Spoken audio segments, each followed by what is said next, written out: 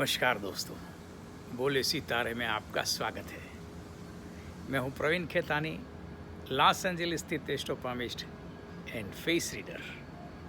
दोस्तों, आज हम ये जानने की कोशिश करेंगे, ये आप देख रहे हैं कि ये पीपल का वृक्ष है, उसकी भारतीय संस्कृति में इनकी बड़ी महिमा है। और क्यों ना हो, इसके अंदर ढेर सारे गुण छिपे हुए हैं, इसलिए हम इनको पूछते हैं। अब इनकी माइथोलॉजिकल वैल्यू क्या है, तो ये समझने की हम कोशिश करेंगे। दोस्तों, ये पीपल का वृक्ष जो है, इसके अंदर ब्रह्मा, विष्णु और महेश तीनों देवताओं का वास है। इनकी जड़ के अंदर भगवान विष्णु है, यानी कि मनुष्य जीवन की जड़ के अंदर भी भगवान विष्णु है।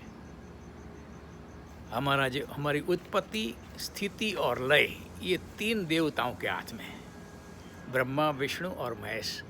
और ये तीनों देवताओं का इसके अंदर वास है।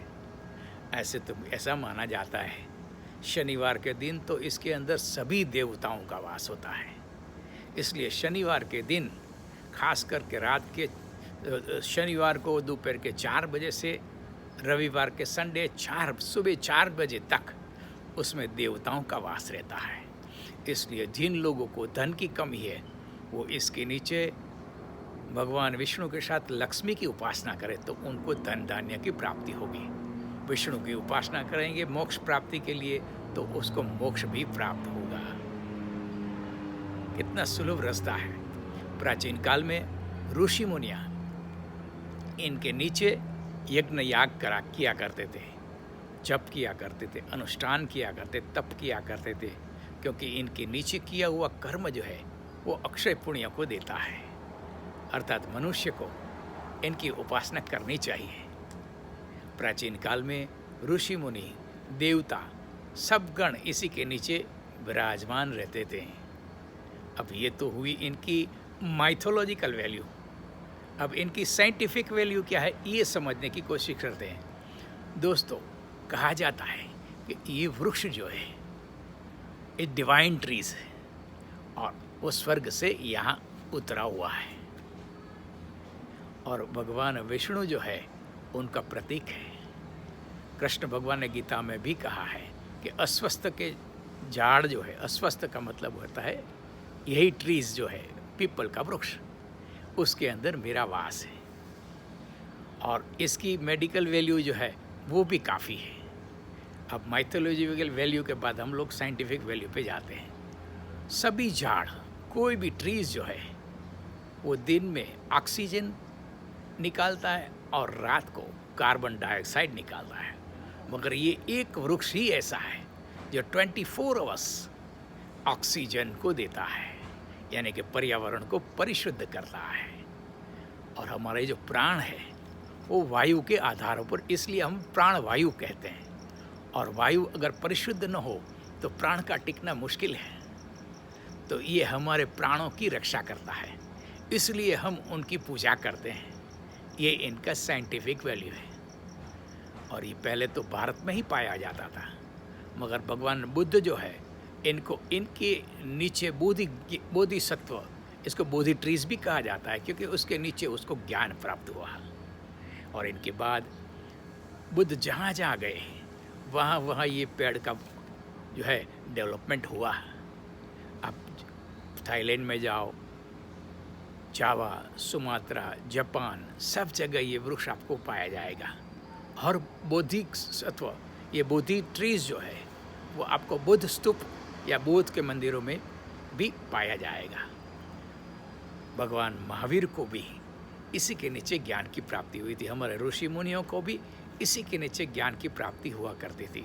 इसलिए हमारे जो ऋषि मुनि जो है, वो इनके नीचे साधना किया करते थे। और ये जो वृक्ष है, उनका आयुर्वेदिक रूप से भी काफ़ी महत्व है। आप देखोगे तो इनके जो पत्ते हैं, इनके पत्ते जो है वो हार्ट शेप के हैं, यानी कि जिन लोगों को हार्ट की तकलीफ हो, उन लोगों को इनका रस का सेवन करना चाहिए। तो ये बॉडी में से टॉक्सिन जो है उनको निकाल देता है और कोलेस्ट्रॉल को भी कम कर देता है। जिन लोगों को दमा की तकलीफ है, या श्वास लेने में तकलीफ है, और राइट नाउ जो कोरोना चल रहा है, इनके लिए तो ये अक्षर रामबाण उपाय है। इसकी जड़ को थोड़ी सी शक्कर डाल के अगर इनको पिया जाए तो तुम्हारे बॉडी के अंदर तुम्हारा रेजिस्टेंस पावर ज़बरदस्त बढ़ता है। कि आप जानते हैं हाथी जो है ये इनके पत्ते को खा के सबसे ज़्यादा बलिष्ठ और सबसे ज़्यादा बुद्धिमान है। इसका कारण क्या है? तो इसका कारण ये शरीर को स्वस्थ रहेगा, मन को स्वस्थ रहेगा। इसके अंदर क्लोरोफिल जो है काफ़ी मात्रा में है, ये ब्लड को प्यूरिफाई करता है। यानी कि जिन लोगों को फोड़ी फूसे, फोड़ियाँ, ये छोटे छोटे जो स्किन डिसीज़ है उनके लिए भी ये कारगर है। और ये तो ढेर सारी दवाओं में कारगर है। हालांकि हमारे हिंदुओं को इसके ऊपर ज़्यादा संशोधन करना चाहिए। इसके ऊपर ढेर सारी, हमने सारी दुनिया का संशोधन किया मगर हमारे घर में पड़ी हुई औषधि का हमने कोई संशोधन नहीं किया। और सबसे पहले तो ये बात है, हिंदुओं को, हिंदू की संस्कृति को उजागर करने के लिए इनके जो ये ट्रीज़, ये जो आइडल्स है उनको जानने की कोशिश करनी चाहिए, उसमें डीप में जाना चाहिए और फिर समाज को एक उत्कृष्ट ज्ञान के रूप में उसको प्रस्तुत करना चाहिए कि इसके अंदर ये है, इसके अंदर ये है, इसके अंदर ये है।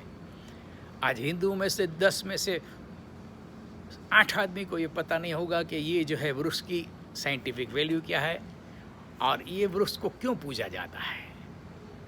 इसकी जड़ के अंदर हर अमावस्या के दिन जो है इसकी जड़ यानी कि विष्णु भगवान, इसके ऊपर दुग्ध से अभिषेक किया जाए तो तुम्हारे जो पितृ है परितृप्त होते हैं और तुम्हें आशीर्वाद देते हैं और इनके फलस्वरूप तुमको धन धान्य की प्राप्ति होती है। ऐसा शास्त्रों का विधान है। इसलिए अमावस्या के दिन पितृ तर्पण के लिए भी उनका उपयोग है। जिन स्त्रियों को बच्चे नहीं हो रहे हो, पुत्र की कामना हो, उनको बृहस्पतिवार के दिन पंचामृत से जो है इनकी जड़ के अंदर भगवान विष्णु का पूजन करना चाहिए। और दोस्तों, हम जब पूजन करने की बात करते हैं तो इनको वृक्ष न मानते हुए इनको साक्षात परमात्मा समझ के इनके अंदर जलाभिषेक करे, दुग्धाभिषेक करे या पंचामृत से अभिषेक करे तो इनका फल जो है वो दोगुना हो जाएगा। तो ये पीपल के वृक्ष की तो ढेर सारी महिमा है।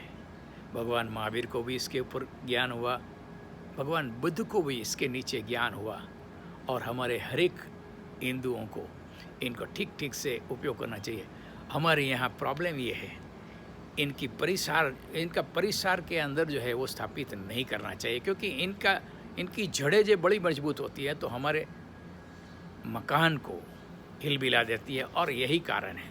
बाकी इसके अंदर ढेर सारे देवताओं का वास है, इसलिए हम इनको ठीक ठीक से उनकी पूजा करें, उसकी अर्चना करें। इसके आजू बाजू जो है सुगंधित पदार्थों का से लेपन करें। मैं गया हूँ बुद्ध के स्तूपों में, मैं गया हूँ, ये लोग जो है बड़े खूबसूरत तरीके से जो है इनको जो है सजाते हैं और इनको ठीक से रखते हैं। तो हमें भी हमारे आजू बाजू के परिसर को परिशुद्ध रखने के लिए एक पीपल का वृक्ष जो है वो उगाना ही चाहिए। तो दोस्तों, आपने शांति से सुनाना, आपका बहुत बहुत धन्यवाद। और दोस्तों, आपने अभी तक हमारी YouTube चैनल सब्सक्राइब न की है तो मेहरबानी करके उसे सब्सक्राइब कर लें और बेल आइकन को भी दबाएं, यानी कि कोई भी नोटिफिकेशन सबसे पहले हम आप तक पहुंचाएं। और शांति से सुना, आपका बहुत बहुत धन्यवाद। नमस्कार।